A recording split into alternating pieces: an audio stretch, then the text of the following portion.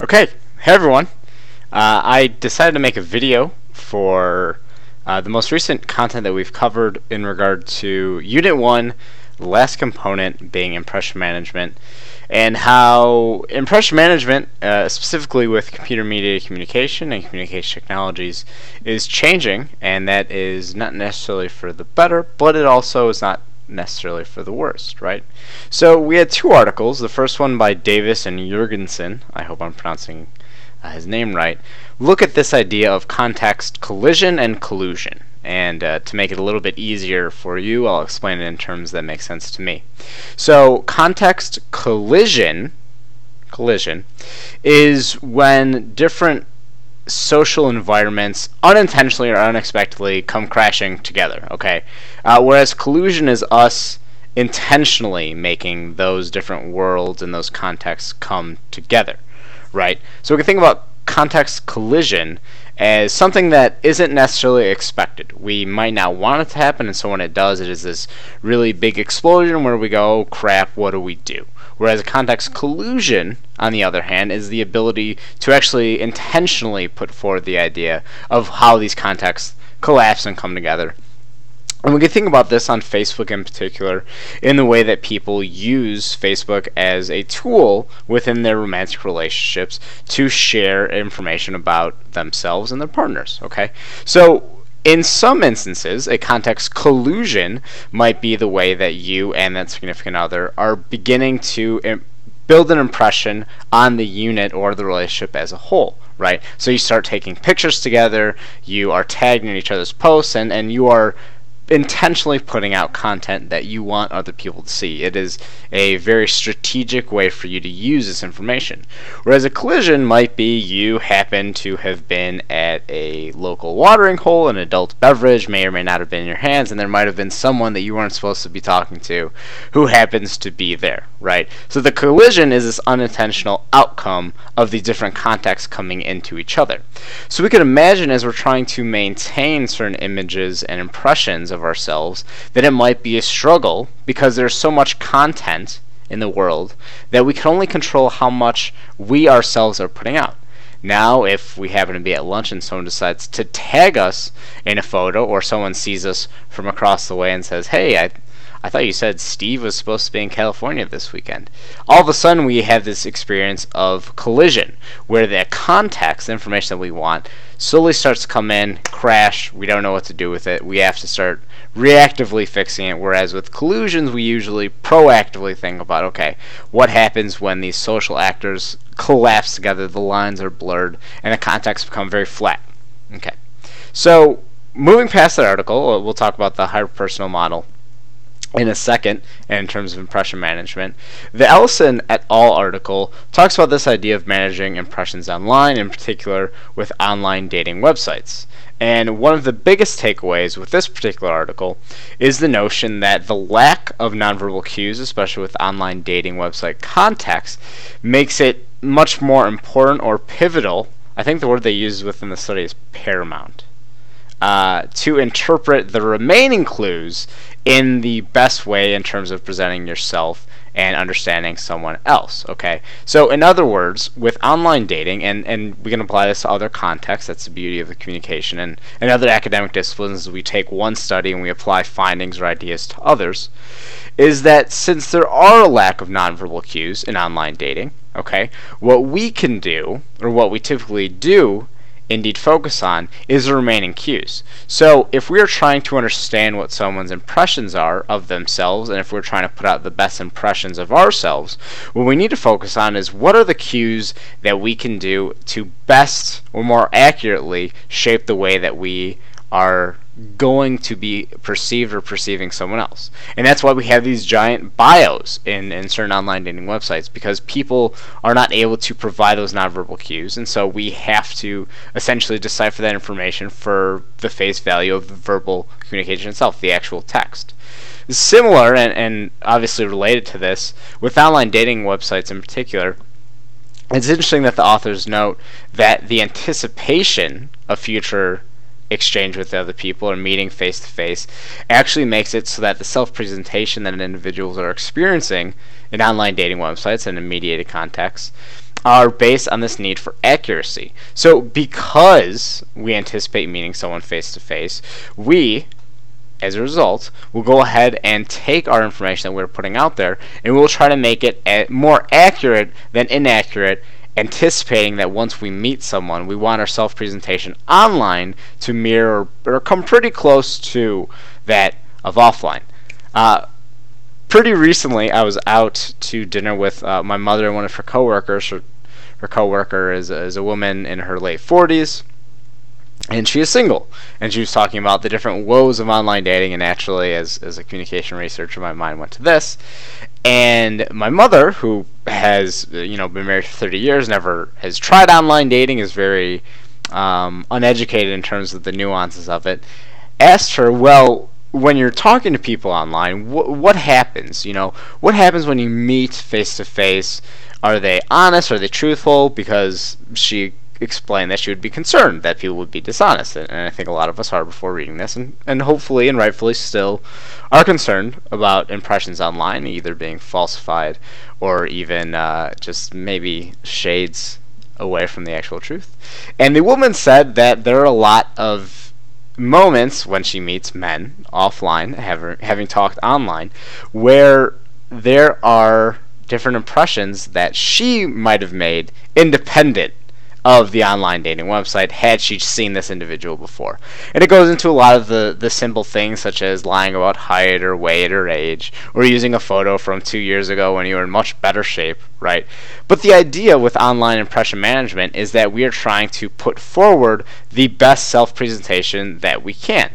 Very rarely do I think people use the internet and use communication technologies to put out a worse version to represent themselves on the internet. Again, some people might. I'm not sure what the strategy is behind that, but it is something that happens. Within our discussions, we got into a lot of very interesting comments and even some personal analogies of people being deceived online or using techniques when they were younger to build and foster relationships online. I sort of want to go through some questions and comments that I included and that people responded to as a way to hopefully illustrate some of these ideas of the hyperpersonal model and, of course, of self-presentation online. And so the first one is the question that I asked based on the readings. Under what conditions do you think the hyperpersonal communication model might apply? And naturally, having read the Ellison article this week, a lot of people responded that dating websites and social media are examples of where this hyperpersonal model or exaggerated positive impressions of others might come in handy or might come into reality. So let's think about that for a second. If the hyperpersonal model essentially states that we have these exaggerated or bolstered impressions of other people, where might we see that? Okay, so dating websites is a place that would make sense because people are trying to maintain a certain impression or presentation of themselves. Again, people want to be seen as attractive or interesting, and so they might take photos at a certain angle, or they might be in an action pose that they otherwise wouldn't to seem more appealing. That makes sense. Social media, we can think about the huge following that Instagram is getting recently. We see a lot of people doing like hashtag Fitspiration and things like that to get a bigger following with other people in the community. So we might see the hyperpersonal model. We might have this very exaggerated impression of other people. And then on the other side of that, when might we not see the hyperpersonal model, given new communication technologies? And one that stood out to me that I think is probably the best illustration of this is video chat. Skype, FaceTime, other video chat tools that we have. We don't necessarily need to experience the hyperpersonal communication model because we get to have the nonverbal cues and have those sort of readily available cues that otherwise are absent or maybe not as prominent. We get to have those right in front of us, and that's a very important tool because we, in that moment, are able to see that person. We're able to see, okay, he or she cannot hide behind the screen or take 15 minutes to respond back to me via Facebook Messenger when I ask a really tough question, such as, why is it that we haven't met face-to-face, going back to all the catfish examples. So that's the first question, talking about the hyperpersonal model. And the second one is, in what ways do you engage in self-presentation online? And then where do we draw the line between putting the best version of ourselves out there and then lying, okay? So first, I want to make the disclaimer that I think we all are probably guilty of some of this self-presentation that may fall a little bit closer to putting out the best version of ourselves than necessarily lying or being quote-unquote fake. So contemporary examples, we have LinkedIn, and we have the resume, and we have careerbuilder.com and other websites that we want to put out the best version of ourselves. Now, I've taught a lot of business and professional communication courses, and students will typically have a 14-page resume that is filled with literally everything that they've done hour by hour for the past 2 weeks, and they think, this is great. Everyone's going to see how accomplished I am, and I'm putting the best version forward. Or if you happen to manage a social media account for your student organization, on your resume you might include information that you are a social media specialist or expert knowledge in social media, when really you post one event every month and people, maybe 6 people like it. And I apologize if that's upsetting to you. I'm just saying the way that we present ourselves, the self-presentation, might not be to the degree at which we might think our actual value or merit is. Okay, so that's one way. And the fakeness, a lot of people were a little bit on the fence with this. Some student brought up the notion of Instagram and Facebook and other tools on your phone that have the ability to add filters. And so as we're adding filters, some of us were making the argument that these filters were disingenuous and they provided some sort of information that was in some way falsified or at least altered. And other people said, no, it's just a way to enhance our presentation and our impressions that are managed online. Now, I don't necessarily agree fully with one or the other, or necessarily disagree with either, but instead let's combine those two notions, right? So if our goal online is to manage our impression the best way possible, that means that we are context collusioning, if that's a term we can use, because we are purposely letting our different worlds and our contexts come together as opposed to colliding, okay? And we are managing our own identities in a way that we think we best and most accurately represent ourselves, then everything's fine. You can use a filter. But if you happen to use that filter to hide certain discrepancies on you, or you take a photo from a certain angle, I'm not necessarily saying that that is fake per se, but that we are making a conscious and strategic decision, just like we do with regular communication, to alter the way that people present or people even perceive us to be. So self-presentation, again, is something that we are very deterministic about. We want to have control over it, especially because we have so many tools now that allow us to maintain and control the knowledge that is being sent out to the world. Okay.